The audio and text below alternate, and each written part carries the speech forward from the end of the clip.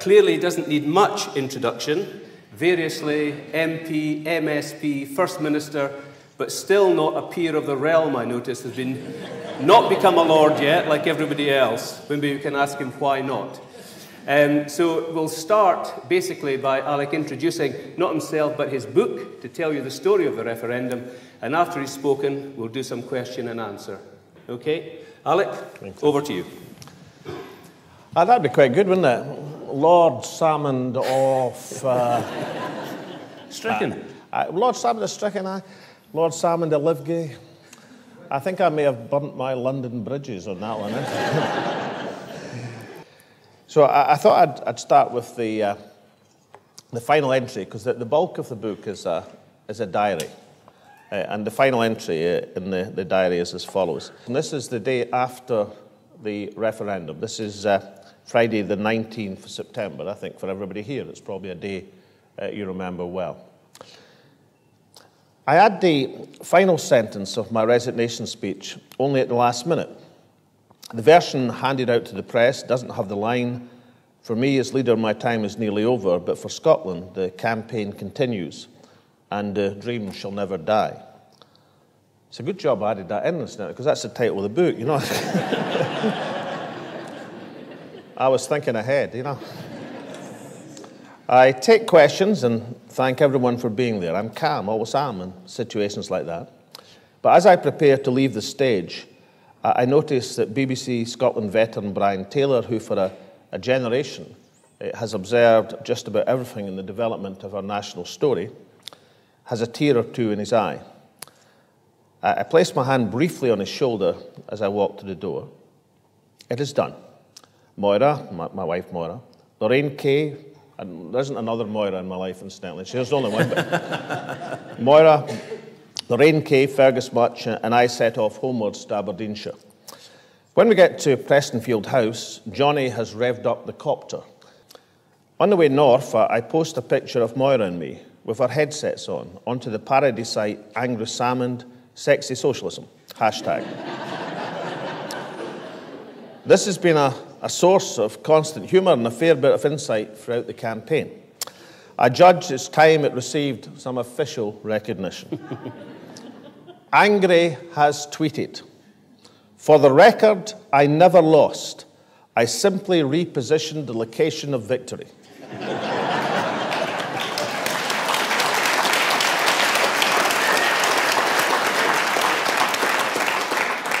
I post, Angry Salmond, hashtag sexy social democracy. I'll leave that in your capable hands. Angry replies, "I think some universe-ending paradox has just occurred. From one reality to another. Believe in sexy socialism." It is a glorious September evening as we sweep up the East Coast. As we pass over the yes city of Dundee, into my head comes Robert Burns' reworking of an old Jacobite song, Bonnie Dundee. Then I walk to the hills, to the lee and the rocks, ere I own a usurper, I'll couch with a fox. Then tremble false whigs, in the midst of your glee, you've not seen the last of my bonnets and me. And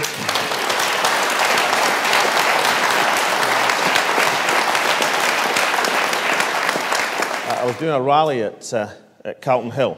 I did quite a few rallies at Carlton Hill through my political career. Anyway, it was near Christmas, and we're having a big demo at Carlton Hill, and maybe some of you were there, actually. It was quite a few years ago.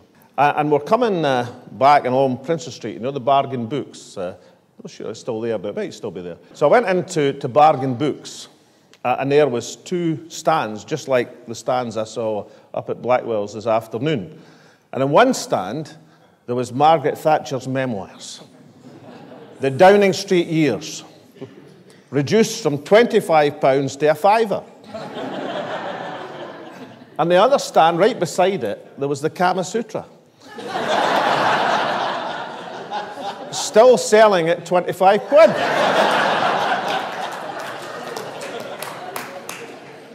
And I was outraged. I do it very well. I went to the counter and I said to the manageress, I says, What sort of society do we live in? The Prime Minister, the former Prime Minister's memoirs, reduced from £25 to £5, we are still selling the Kama Sutra at £25. What does that tell us about modern day society? I said, whose idea was that? She had nothing to do with me, she says. It was head office. I said, oh, fair enough, fair enough. I said, but who decided to the juxtaposition? One stand Margaret Thatcher, the other stand Kama Sutra. Margaret Thatcher, Kama Sutra. Who decided on that? Well, she said, oh, that was me. That was me. She said, I just stopped thinking about our customers. If somebody was in the bookshop browsing, reading Margaret Thatcher's memoirs, and one of their friends or relatives or neighbours came in, they could quickly move across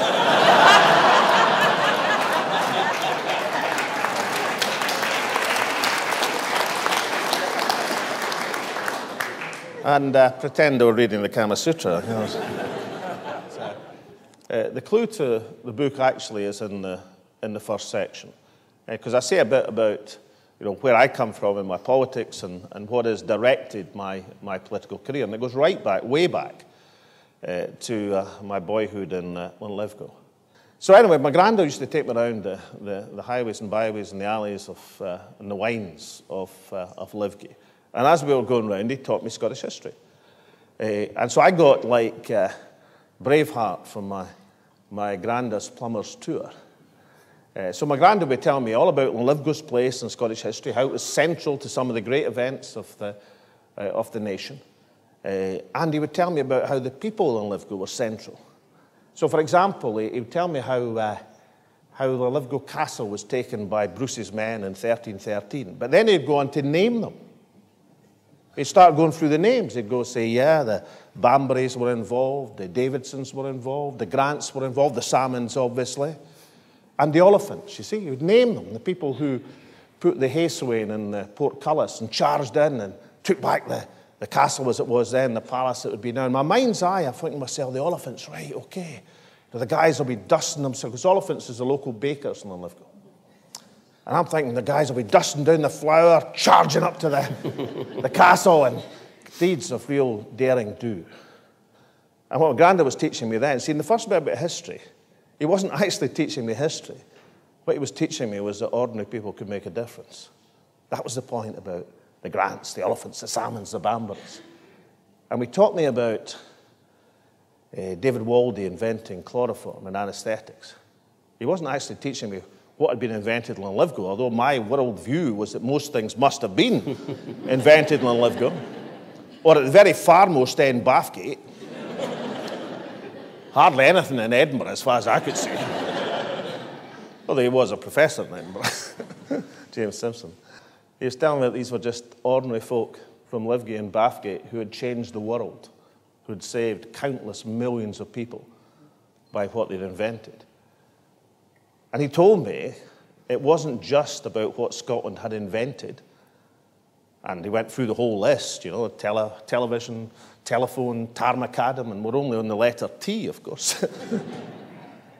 He was telling me why Scotland invented. Because we were the only country in the world with free elementary universal education. And neither James Simpson or David Waldie would have invented anything if they'd been born anywhere else, with the possible exception of Prussia, if they hadn't been born in Scotland. And that was kind of important to understand why Scotland was the home of invention, because we invented the most important thing of all, which is free universal education. So,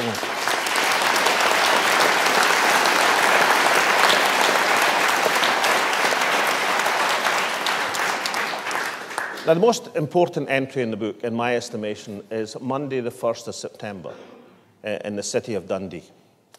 And I was campaigning in the city centre. Has any Dundonians sneaked in tonight? There you are. Well, you'll like this bit. The rest of you probably won't. You'll hate it, but the Dundonians will love this bit. We're campaigning just beside the statue of Desperate Dan. Desperate Dan is the main statue in the Dundee city centre. Dundee is the only city, and let's applaud this, ladies and gentlemen, which has a statue of Desperate Dan but not a statue of Winston Churchill,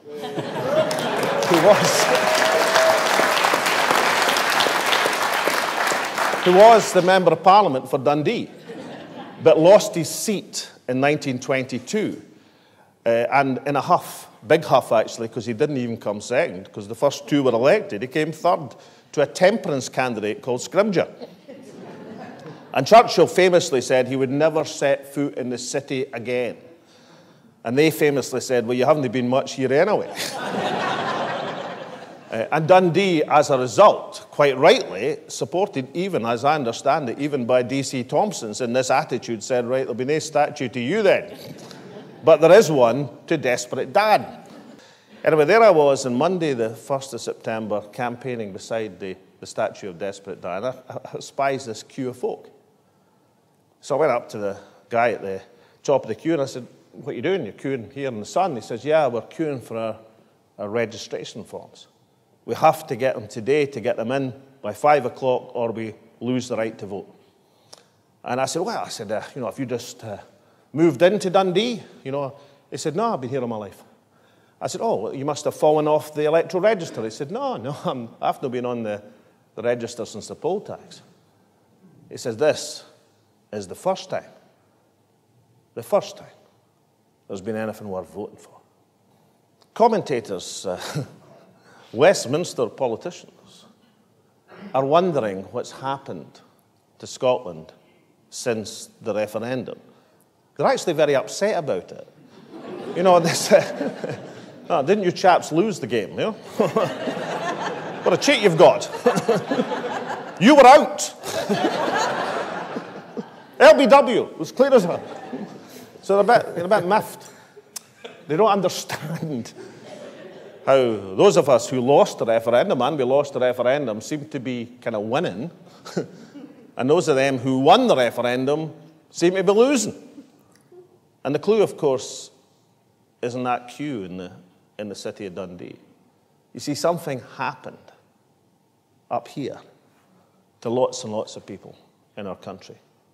You call it what you like, an energization, a mobilization, an enlightenment, a thought, an understanding of the ability to affect change in a political process, which many, many, many of our fellow citizens never have felt before. And of course, once people taste that, once they see that, why should they let it go? My father was 94 years old in August. And he's been voting SNP since 1962.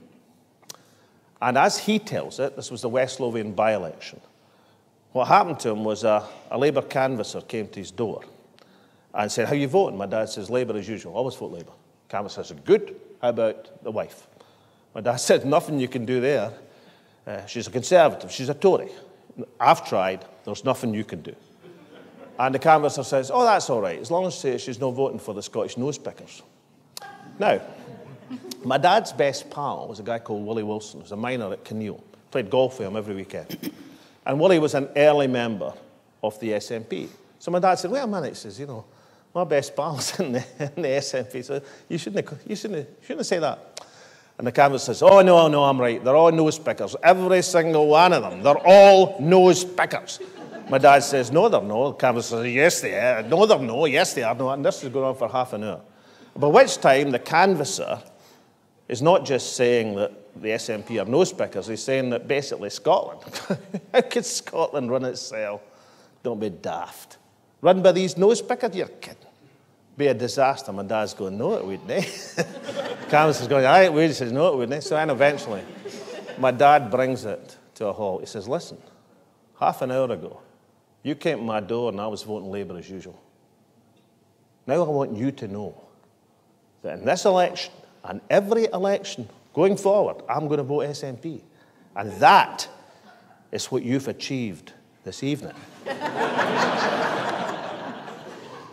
My father has been voting SNP for 52 years on the back of that conversation.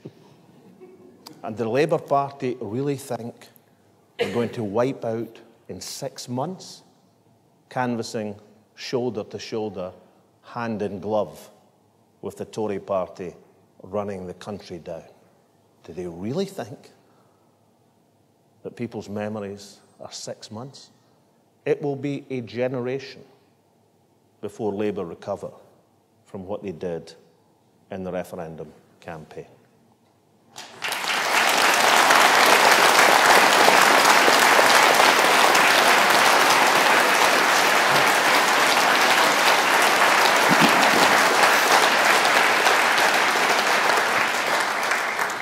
So, available at all good bookshops.